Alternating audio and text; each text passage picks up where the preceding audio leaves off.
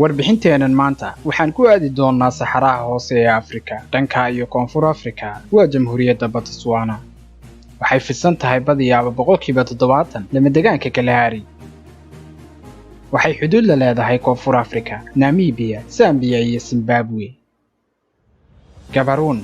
ayaa caasimad u ah Botswana sidoo kale waa magaalada ugu weyn ee dalkaasi waxaana ku nool ilaa 208,426 qof waana tirakoobkii u dambeeyay ee la sameeyay 2021 magaaladu wax xiriir ah oo qabiil kuma xidhna waxaana u dhowdahay biyo macaan sidaa darteed ayaa waxa loo qorsheeyay inay noqoto caasimadda Botswana sanadkii 1960 magaaladu waa xarun dhaqaale iyo ganacsi oo aad u weyn waxay xarumo u tahay shirkado ganacsi iyo ururo bulsho oo dhaqdhaqaaq xoogan leh qowmiyadaha ugu waaweyn ee Botswana ayaa waxaa ka mid ah Tswana, Kalanga, Bushman oo loo yaqaano Bosorwa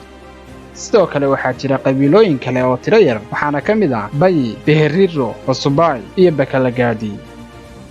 waxaa jira sidoo kale tiro yar oo ka soo jeeda qaaradda Yurub iyo Hindiya kuwaasi oo ku nool meelaha magaalooyinka ah dadyow ka soo jeeda dalalka jaarka sida Zimbabwe ayaa iyaguna nolol ka soo raadsaday kadib sanadii 2000 markii dhaqaalaha Zimbabwe uu hoos u dhacay waqtigaas tirada dadka reer Zimbabwe ee ku nool Botswana waxay kor u sii dhaafeen ilaa 10,000 oo qof heerka fiditaanka xanuunka HIV/AIDS-ka ee Botswana waxa uu gaadhay 24% sanadkii 2006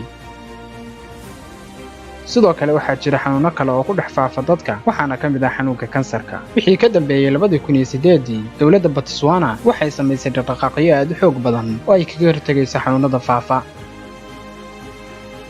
luqadda rasmiga ee Botswana ayaa ah Ingiriiska balse waxaa sidoo kale lagu hadlaa luqadda loo yaqaan Setswana